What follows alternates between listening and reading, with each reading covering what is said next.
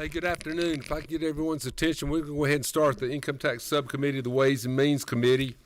We opened the session in prayer this morning, so we're going to dispense with another prayer right now.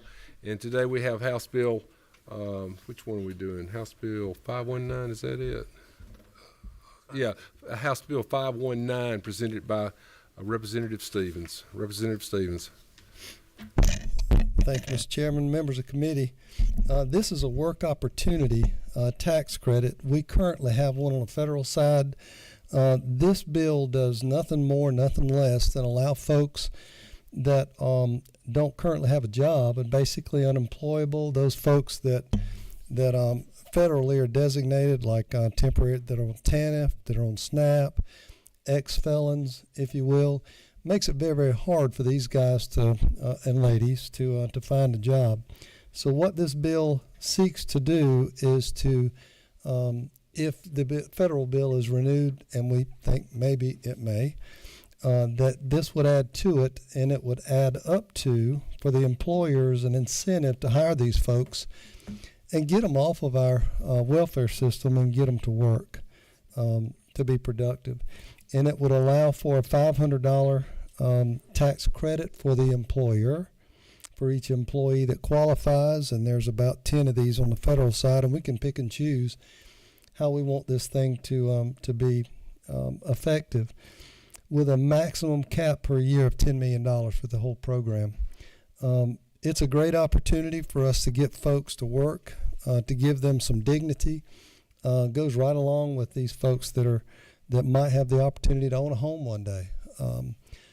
These folks, parents that might have had a child that has taken a wrong path with a wrong group and may have even gotten a record, and some that may have not. The veterans, of course, the veterans group likes this opportunity.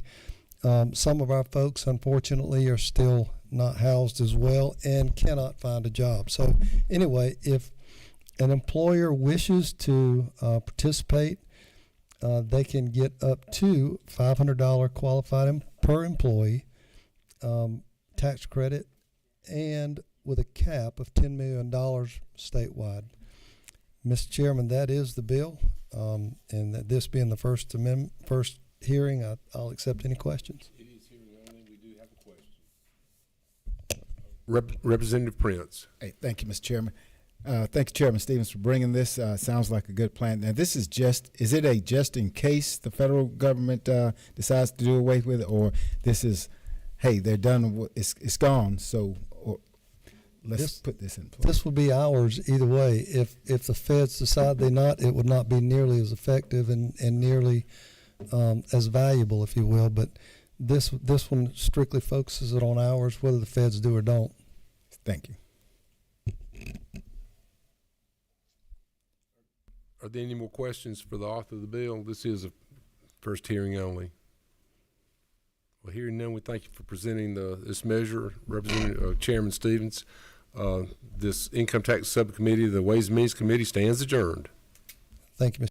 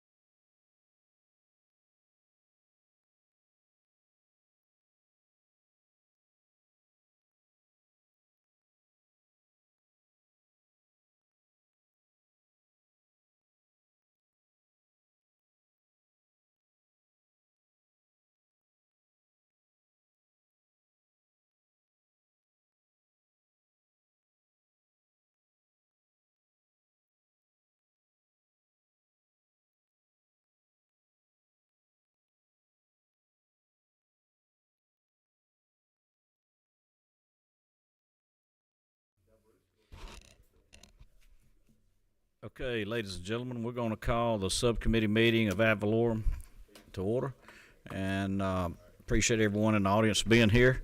Today we're looking at HB 317 and HR 192, both by Representative Stevens. So, Representative, I'm going to turn it over to you and let you go with it.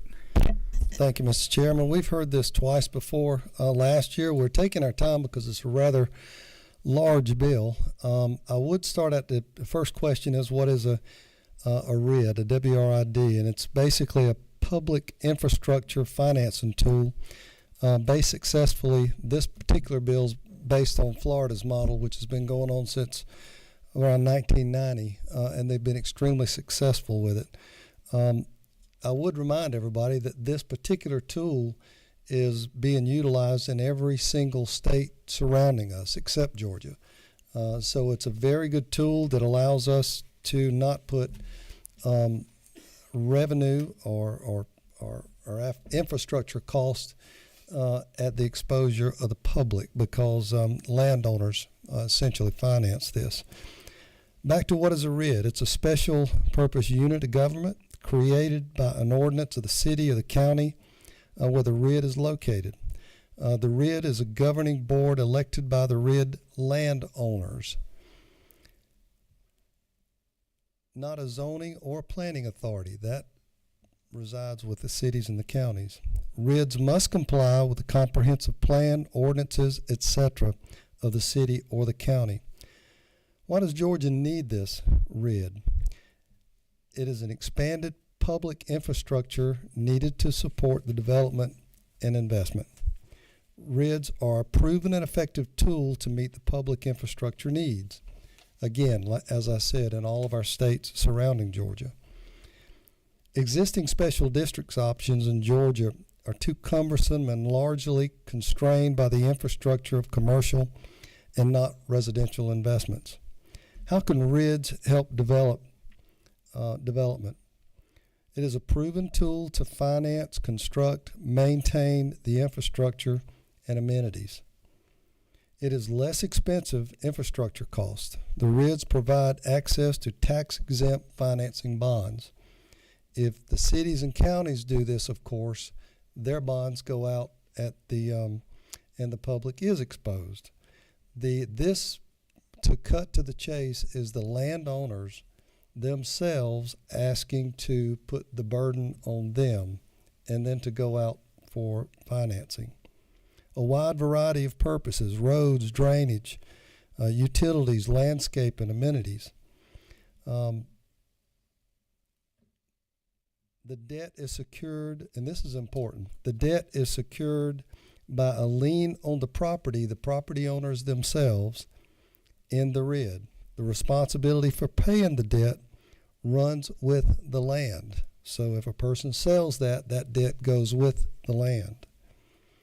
It spreads the cost over time, which is also important. The infrastructure amortized over time as opposed to building all the cost into the sales of the projects up front.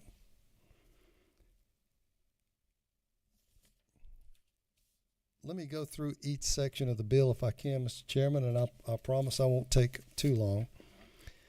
And again, this tool, if approved by local government, would allow the landowners within a RID to tax themselves to pay for the public improvements required by local government to develop their property.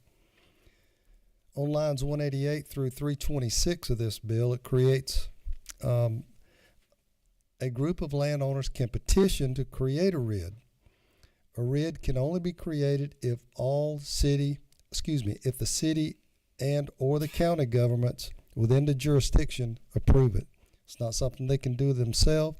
It is not a private city.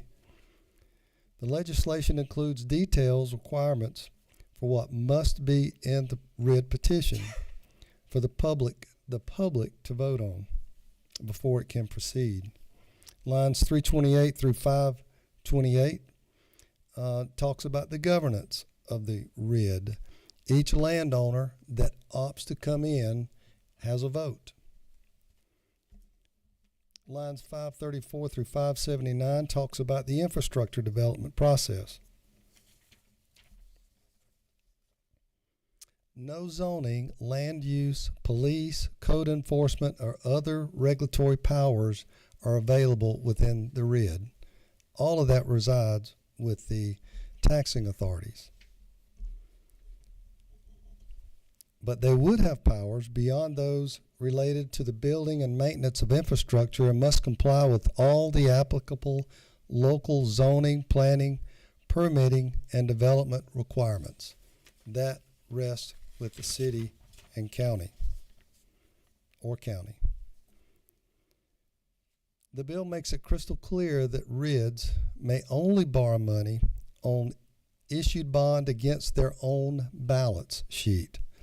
The bill is explicit that debt of a RID should not be an obligation of the state or general purpose or local government or any unit of the government in the state. This is all on the landowner.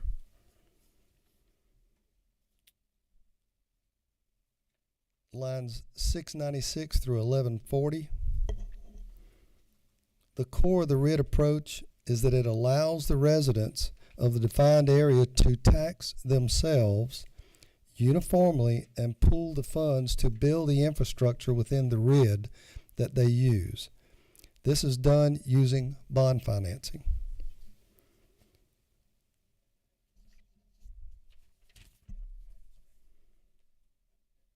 Mr. Chairman, this pretty much hits the highlights of the bill. This is, again, a function that is available through all of our surrounding states. Georgia has not had the opportunity to participate in this particular type. I don't see this being used very often. This is just a personal opinion in our well-developed cities and counties. But I do see an opportunity for some of our smaller counties where they have to fund things that are required in the county and city. And it does become a chicken or egg. If you've got someone who wants to come in, and I'll just use Del Webb or one of those big development systems, and they want to come in and develop a large portion of property, it makes it difficult for the county to put the infrastructure in before they can even build the development. This bypasses that and allows those folks to put in the infrastructure within the guidelines of the city or the county and within their ordinances. Zoning, everything is as it should be, but it does allow for rapid development with the infrastructure before something can be done. Mr. Chairman, that pretty much lays it out. We've had an opportunity to talk about this last year for a couple of meetings, and I do believe it's probably time that we have one more meeting. I got a question. So. Yes, sir. Okay. Thank you, Mr. Chairman. Representative Neal.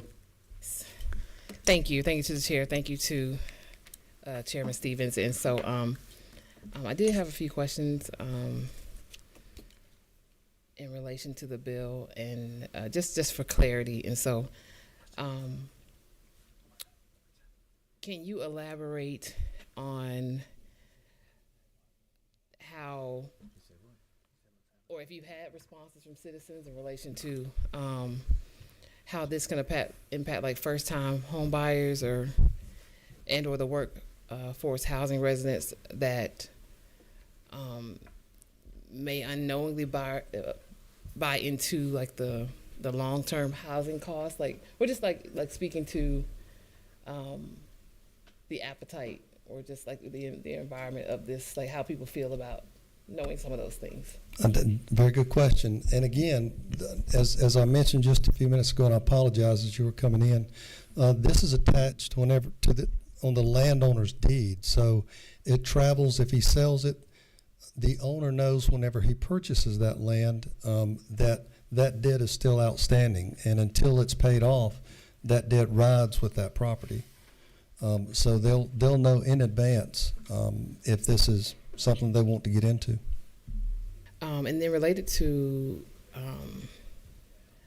how the bill, I think it does address like how that notification to buyers, like how that works per se. It does, and it's is on lines 1290 through 1308, talking about the buyer disclosures, so that every contract is required to have this red in bold, prominent disclosure that it is attached to their land as they're purchasing it. Okay, and then, and sorry for, I was trying to do additional research, so, is it not true that something similar to this happened in Florida? Yes, I'm glad you mentioned that. 1990 and is whenever they started these things. There's a lot of them that have been around. The latest one will be just outside of Jacksonville, as they to about 2,500 acres there in a very large development, and they've used it successfully all over the state. The beauty of this is, and since you brought up Florida, and this applies to this RID specifically, once the debt is paid off, typically the RID goes away and it's dissolved. So, and that remaining debt that rides along with the property goes away. Okay, and from that experience with Florida, which I'm assuming that you have a lot of knowledge on, have there been any complaints about voting power based on that kind of not existing under this, under the umbrella of this bill? Like, can you kind of elaborate on what that looks like? There's been no complaints, and we've got a letter, I think, on your file that should be scanned in there that came from the tax commissioner of the county of Jacksonville, okay. And they talked about that specific issue that you just mentioned, and everything there was favorable. Gotcha. Yeah, so I think I support the initiative overall, but there's just some consumer questions that I had when I was researching some aspects of the bill, and so I look forward to supporting if you think they've been adequately covered. Thank you, ma'am. All right, thank you, Representative Neal. Chairman Martin. Chairman Stevens, just a couple questions. I think I know the answer to these. Basically, what we're doing here is allowing them to do this and create a financing, a favorable financing availability to the developer. I don't have a problem with that, but that's one of the things, because they could do this on their own now, but this would provide a bit of a more favorable financing option for them, would it not? It would, and some counties don't even have that option to do that. If you're a 2,400 count county, it's going to be difficult for those to even get to the infrastructure piece whenever they're really having trouble scraping the roads. But okay. It is the financing option is what you're looking for. And that gets to my second question. I know we've had this before, but it's been 12 months or so, or at least 10 since we talked about it. So when the debt is paid off from this, and the county takes the operations of it over, the idea there is these aren't private roads necessarily that they're building into the area, correct? Correct, unless in the agreement between the county and the folks, they want them to retain the road. Typically, the enterprise funds, the water and sewer, the county wants to retain that because they generate revenue. But they could, within their agreement, ask to long-term maintain the roads, the major canals. Those things are expensive. But typically, once it's all turned over to the county, then you dissolve the RID. Right. That's what I was getting at. So if it wasn't something that in the agreement was not set as a private asset to stay with it, it would have been a county asset as soon as it was built. It's just being paid for. I won't say, when I say off the county's books, not off the books as in hiding it from anyone, but in the truth, they would just be paid for on the books of the RID, on their balance sheet, on their liabilities and revenue stream. And it would be something that basically a smaller county would not be able to bond for this based on their current tax base. And the RID's being able to do that based on a balance sheet of a private company, not just the future development there. And not on the backs of the taxpayers. Exactly, that's what I mean. Right? Yeah. So you couldn't spread the risk of a future development over a smaller county's tax base, but a company that would come in that's willing to take the risk could build that on their own. Well put. Thank you. All right, Representative Neal, you have one more. Yes, ma'am. Thank you to the chair. Just a follow up. When it comes to this particular type of district where residents have to use confirming they have to use the utilities, water, sewer, those services under, that are strictly aligned for this particular district, confirming they don't have another option to use any other utilities outside of the. No, ma'am, that's a good question. Whenever you're creating this stuff, it's delineated up front what the county and this RID is going to be responsible for. For example, you would not want to go in as a RID and compete with trash pickup within the county if the county should have the first right of refusal to provide that stuff. Mm-hmm. If the county already has water and sewer in that area, you would not want to recreate the wheel, and the county would then have the opportunity to provide that first. But the expansion of water and sewer, this type of stuff, typically is welcomed by some of the smaller counties. Okay. So that's open and in that contract that they sign going in. Okay. And just to follow up so quickly, how do HOAs fall under this type of RID? You can still have an HOA. Okay. You can still have a tax allocation district or a CID within this stuff, and it does not affect, and this is another step, any of the millage rates that are applied by the counties or the cities. Mm-hmm. This is in addition to, and the landowners know that going in. Okay. Thank you. Thank you, Representative Dale. All right, so those some good questions right there, and thank you, Representative Stevens. Now, you've got an accompanying bill that you want to present at this time, too. This is H.R. 192. I'll tell you, on the one we just discussed, on 317, the LC number was 442966, and the one you're going to discuss now, the HR, is LC 443153S. And Mr. Chairman, that is the accompanying constitutional amendment. If I can hold that until our second meeting, I would appreciate it. I think we've got.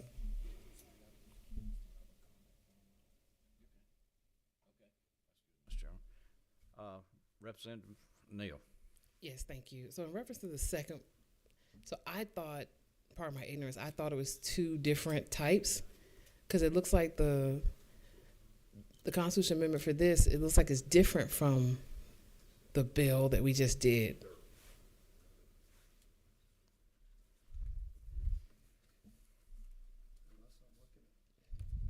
And maybe, like I said, maybe I'm misinterpreting it.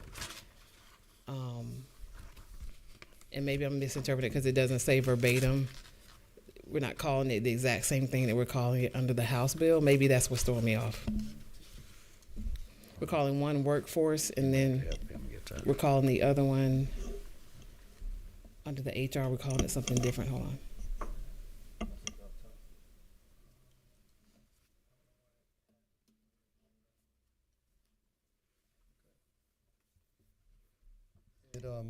And unless I'm reading the wrong one, it proposed an amendment to the Constitution to provide general law creation of a comprehensive regulation of workforce residential development district, a RID, to provide the submission of amendment for ratification and other purposes. So it does follow the same bill. Okay. Okay. Thank you. All right. Any other comments, Mr. Chairman? Thank you. Okay, we come down here to the front, Neil. Hey.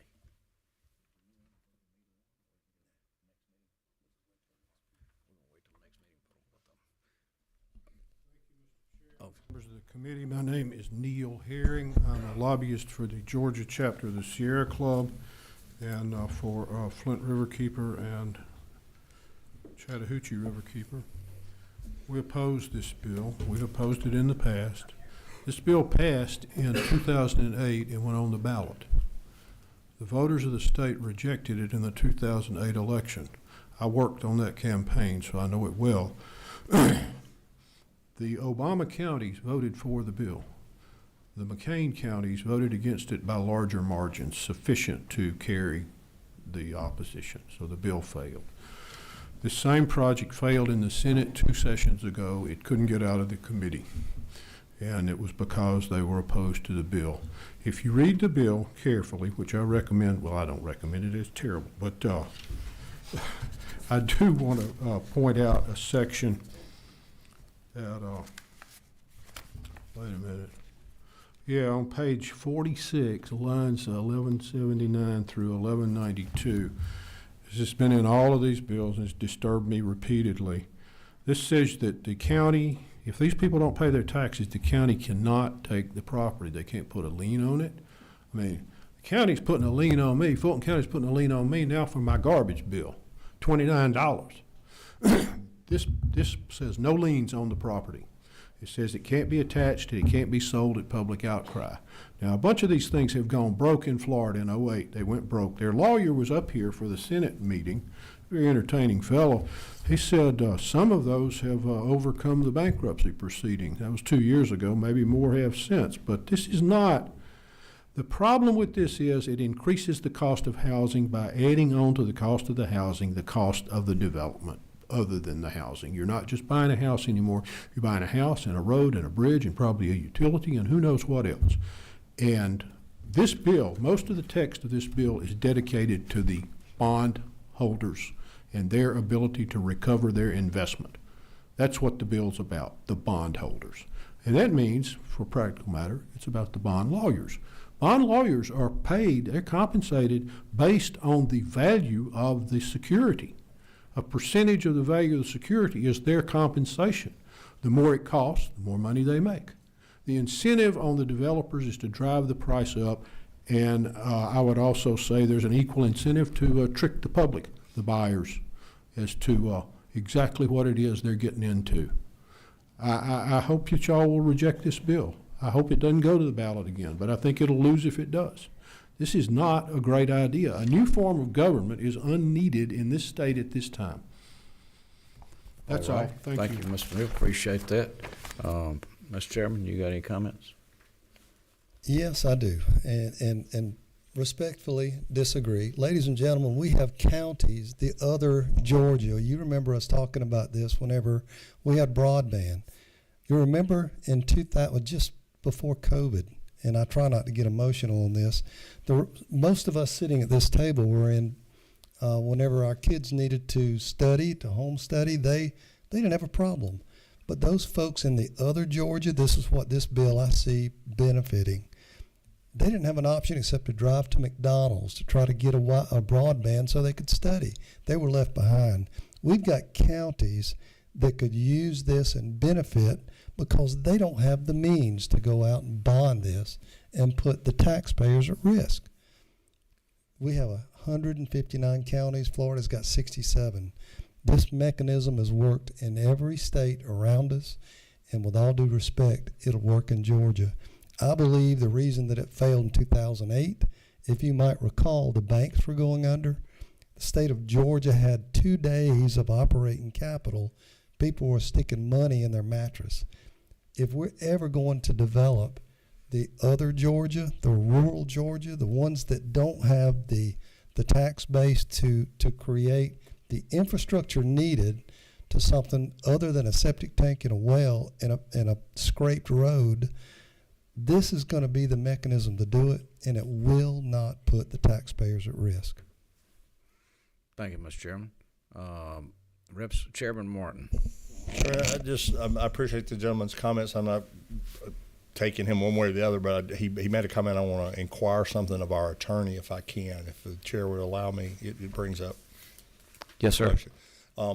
That's fine if you're down there. You might need to get to a microphone. But the gentleman mentioned that should they not pay the debts, you couldn't sell the property on the courthouse steps. I believe that is correct. I believe he makes a correct statement. Would you agree with that? I am actually not the author of the bill, and I'm standing in for someone, so Okay. I can get back with you offline and get in contact with them for it. Well, I would ask the author that is your understanding as well, correct? Okay, but is it not true, and this is what I want to get, is it not true that the whole point of that is the people that the money is owed to is not the government? It is a private contract between the landowner and the bondholders. So that's a private thing. Just like if Representative Chairman Stevens, if you loaned me money and I didn't pay you back, you would take me to court. You wouldn't expect the Fulton County to recover it for you. Okay, I just wanted to make sure I understand the deal of the reason why the recourse would not be for selling the property at the outcry. I know we have other learned attorneys on the panel here, and as the gentleman brings up a fair point, if he doesn't like the bill because of that, but it's not the government's job to collect the money in a private transaction. Am I correct? And again, if I'm putting you in a spot with doing this, we can get that at a later date. But that is my understanding from last year. I'm perfectly. I have the information I need, Mr. Chairman. I'll leave it to you. All right, let me state this before we go any further. This is a hearing, and we're going to have another meeting with another hearing and then a vote. So the vote's not taking place today on either one of these pieces of legislation. So you got a comment there, Mr. Neal? Yes, sir. To respond to, at the end of that section that I was telling you where there's no liens or anything, it said that any political subdivision of the state with an interest in such taxes or liens may pursue a civil action against a district to recover the money. They can sue them, but they can't go auction the property. They can't get the money. They can go to court. The other aspect of this that I should have mentioned before that is actually more onerous for the counties than the rest of it, the way it's written, the counties are obligated to collect the payments of the purchasers of the property along with the ad valorem taxes. It's a duty of the counties to collect the buyer's payments to the developer. That's in the bill. I'm sorry I can't point to that place, but it's a long bill. I've got it marked on my copy. I didn't know this was coming today. I would have brought my marked up copy, but that is a portion of the bill. State that again. I didn't have Yep, that is correct. It's in the bill, and and that is the agreement. And understand that the RID is going to be putting in infrastructure, and the agreement is the county will collect this portion from the property owners. All right, thank you, Mr. Chairman. Members of the committee, any other comments from the audience? Thank you, Mr. Neal. Yeah. Any other comments from the audience? Now, any other comments from members of the committee on either 317 or 192? All right, we'll send out a notice on the next hearing for this and let you know, Mr. Chairman, and you'll get one more time to show it. All right, thank you, Mr. Chairman. Thank you, members of the committee, and this meeting is now adjourned.